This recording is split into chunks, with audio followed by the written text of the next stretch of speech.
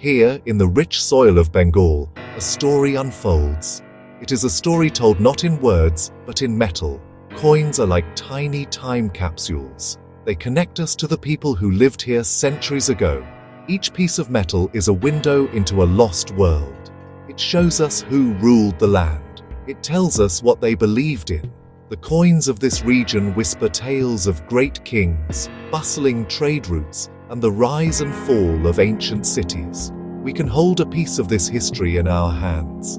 It is a remarkable journey through time, starting long before the name Bangladesh was ever spoken. These small objects carry the immense weight of history, a testament to the enduring spirit of this land. The earliest coins found in this region are truly ancient. They date back over 2,000 years. These were the punch-marked coins. They were not round like the coins we use today. Instead, they were small, irregular pieces of silver. Imagine a silversmith, carefully hammering symbols onto each one. These symbols were not of kings or queens. They were pictures of animals, like elephants and fish. Sometimes, they showed the sun or geometric shapes. Each mark was a guarantee of its value and purity. These coins traveled far and wide, carried by merchants along the great rivers, connecting Bengal to the rest of the Indian subcontinent in a vast network of commerce and culture. As time moved on, new rulers came. The Mauryan and Gupta empires stretched their influence over these lands. Their coins brought a new kind of art. For the first time, the faces of powerful emperors appeared on the currency.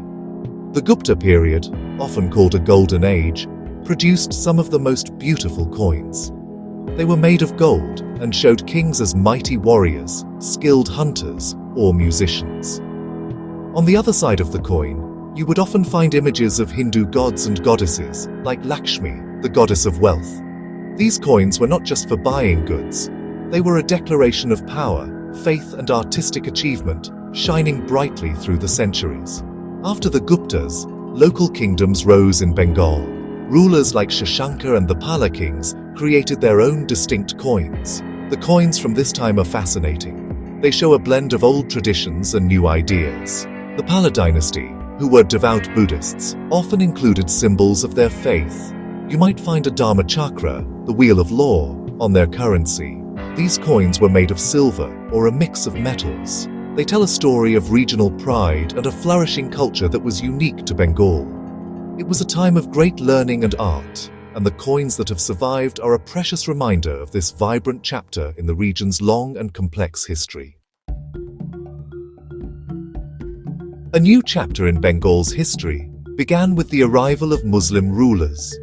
The Bengal Sultanate was established, an independent kingdom that thrived for centuries. The coins from this period look very different. The images of people and animals disappeared. Instead, the coins were covered in beautiful Arabic calligraphy. This elegant script declared the name of the Sultan. It also praised Allah, and sometimes mentioned the date and the mint city where the coin was made. These silver coins, known as tanka, became famous for their quality. They were a symbol of the Sultanate's wealth and its strong Islamic identity, circulating widely and showing the power of the new rulers. The designs were intricate and varied.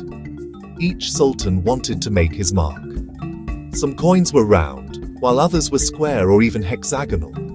The calligraphy itself was a form of art. It was carefully arranged to be both beautiful and clear. The names of mint cities like Sonagaon, Gaur, and Pandua appear on these tankas.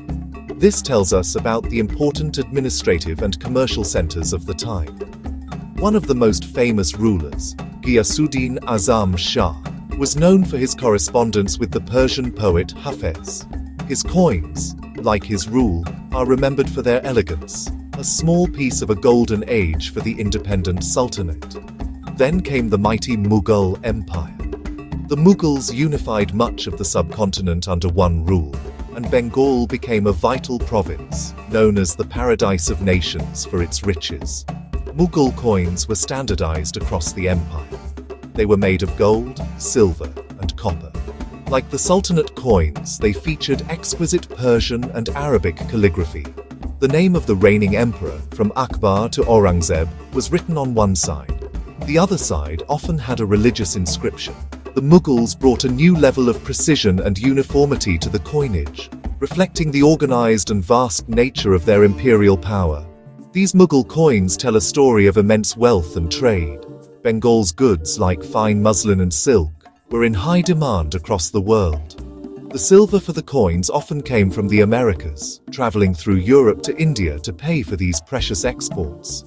The coins themselves became part of this global journey. Finding a Mughal coin today is like uncovering a piece of this vast economic network.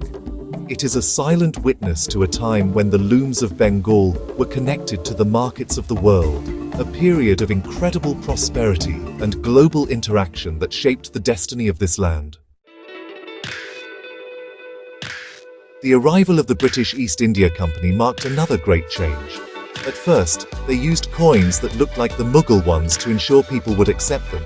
But soon, things began to shift. The company started minting its own coins. By the 19th century, the coins had changed completely. The elegant calligraphy of the Mughals was replaced. In its place, the portrait of the British monarch appeared. First Queen Victoria, then King Edward VII, and so on. This was a powerful statement. It showed everyone that a new power was in control. The language on the coins also changed, with English becoming prominent alongside local scripts. The material and design of the coins reflected the industrial age. They were mass-produced with great precision. The silver rupee was the standard. Its value was known across the vast British Empire. The symbols on the coins were distinctly British. You would see the royal crest or a crown. This was a complete departure from the traditions of the past. The coins no longer spoke of local rulers or regional faith. Instead, they represented a global empire, centered far away in London. For the people of Bengal, using these coins every day was a constant reminder of their place within this new world order, a world ruled from afar. In 1947, the British left. The subcontinent was divided, and Bengal was split. East Bengal became a part of a new country, Pakistan. It was called East Pakistan. This created another dramatic change in the currency. The British monarch's head was gone. The new coins of Pakistan had their own symbols. These symbols were meant to represent the new nation's Islamic identity and agricultural heritage. You would see the crescent moon and star. You would also see images of wheat stalks or jute plants. These coins were used across both West and East Pakistan, a land separated by over 1,000 miles of India. However, there was a problem. The languages on the coins were primarily Urdu and English. The Bengali language, spoken by the majority of people in East Pakistan, was often left out. This caused great resentment. It was one of many issues that made the people of East Pakistan feel like they were being treated unfairly. The coins in their pockets were a daily reminder of this inequality. They were a symbol not of unity, but of a growing division. This struggle for linguistic and cultural recognition would eventually grow into a powerful movement, setting the stage for the next and most dramatic chapter in the region's story.